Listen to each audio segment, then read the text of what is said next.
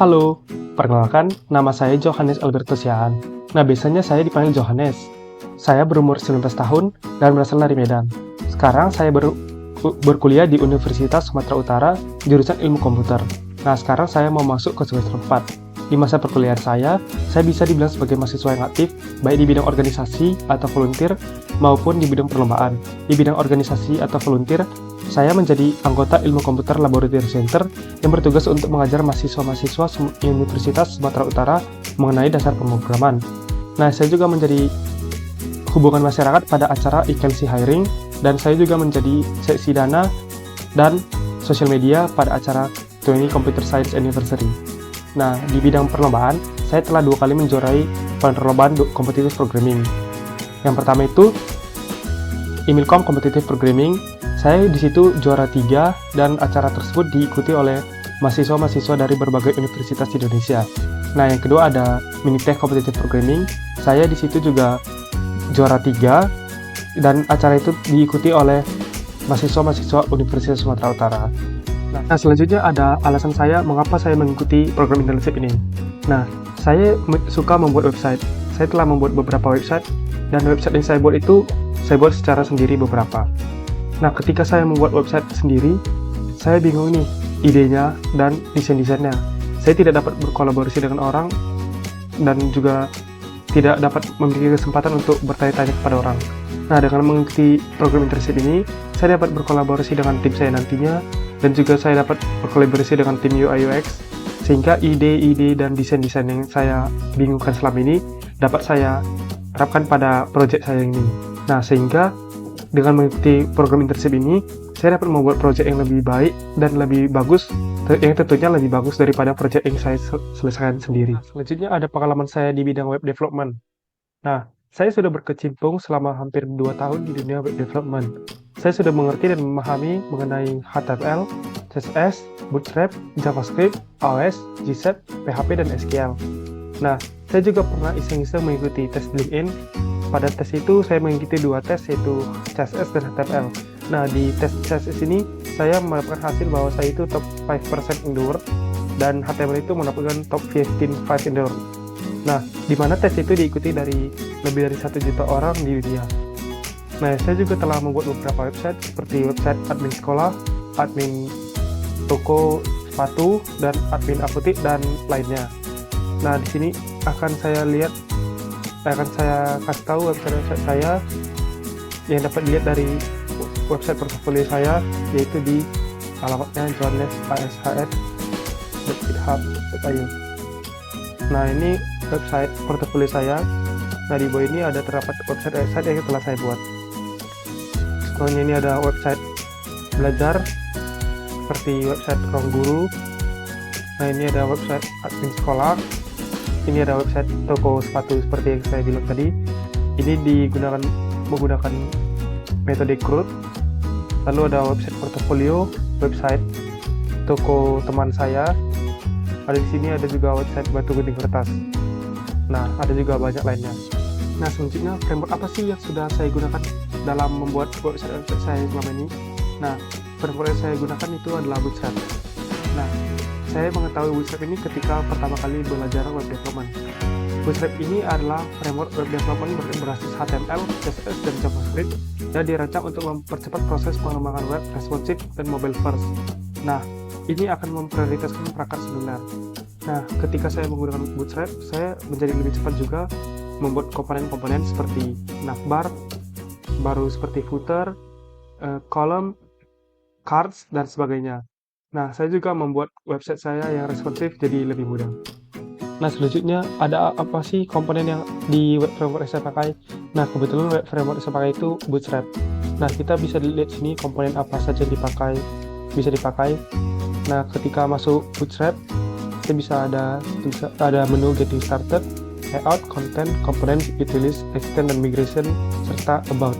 Nah, kalau komponennya itu bisa dilihat dari menu komponen yang di kiri sidebar. Nah, di sini ada komponen alert.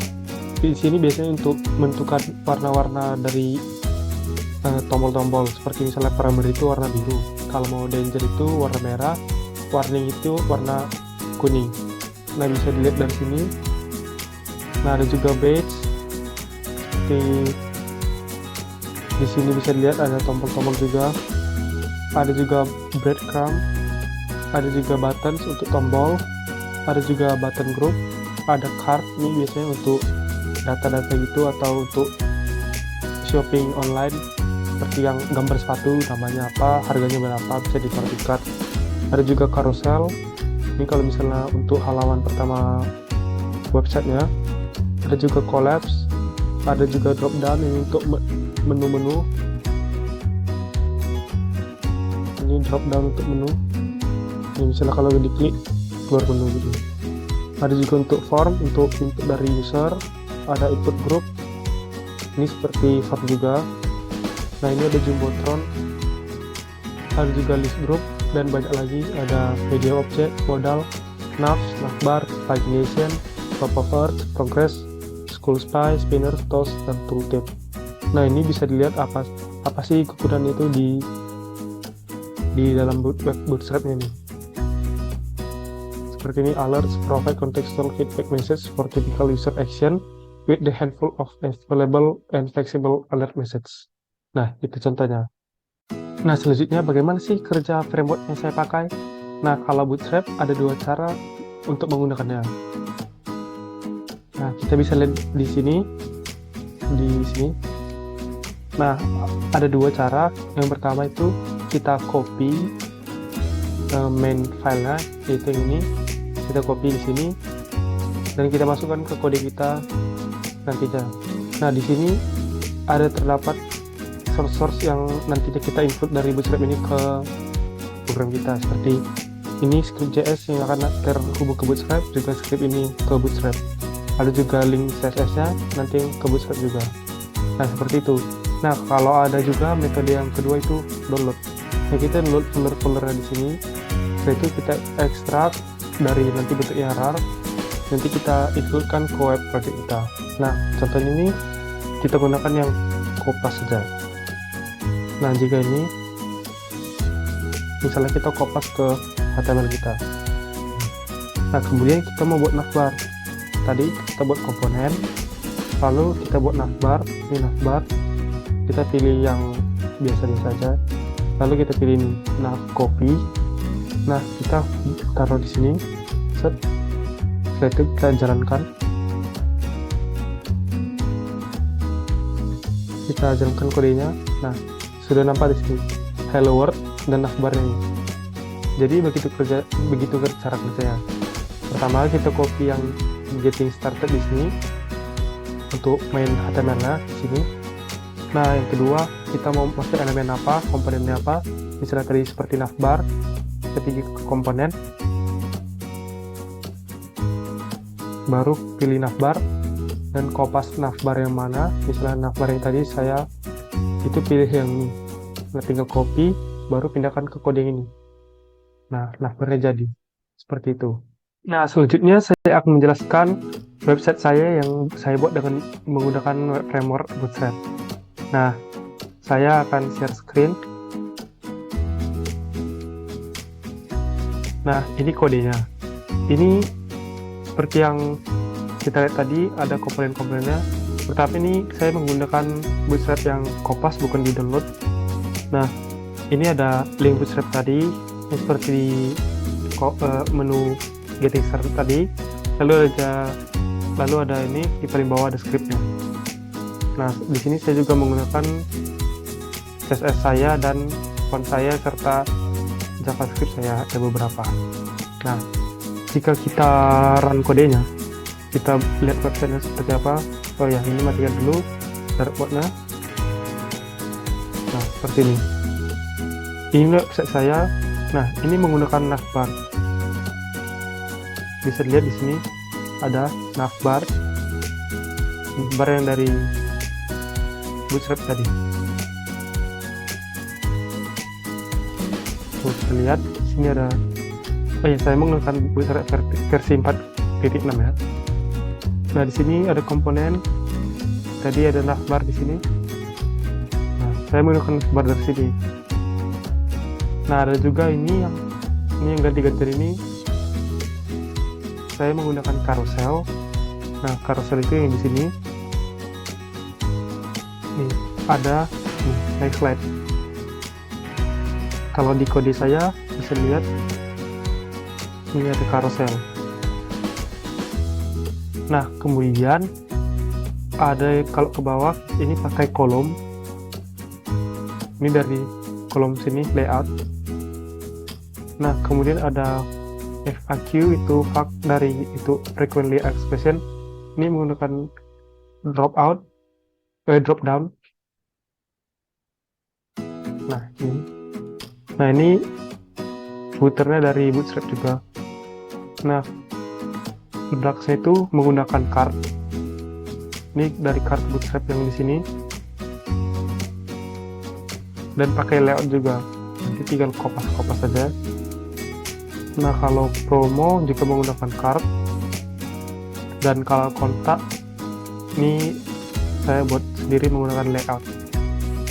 Nah, itulah project saya yang menggunakan framework Bootstrap.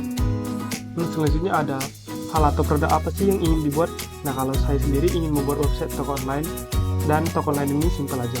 Nah, toko online yang saya buat itu seperti Shopee dan Tokopedia. Namun, saya membuat lebih simpel agar orang-orang yang tidak mengerti teknologi dapat mengaksesnya dengan mudah dan tidak kebingungan dengan menu-menu. Nah, rencananya saya ingin membuat menggunakan database yaitu SQL, MySQL, dan juga menggunakan React.js sehingga transisi dari halaman yang satu ke halaman yang lainnya tidak akan mengalami loading yang lama. Nah, yang terakhir, apa sih yang saya butuhkan dan saya harapkan saat internship? Nah, yang saya butuhkan itu adalah perangkat seperti laptop dan internet, sehingga nanti internship saya dapat berjalan dengan lancar. Nah, kebetulan itu keduanya sudah saya miliki. Yang kedua ada persiapan mental. Saya juga membutuhkan persiapan mental agar nanti tidak ada terkejut atau tidak ada yang aneh dengan tugas-tugas. Nah, sehingga dengan persiapan mental ini saya akan dapat mengerjakan tugas dan berkomunikasi dengan tim saya nantinya. Nah, yang ketiga ini ada yang saya butuhkan untuk mempersiapkan ilmu, sehingga saya nantinya tidak menjadi beban pada saat kerja berkelompok atau kerja sendiri pada saat internship.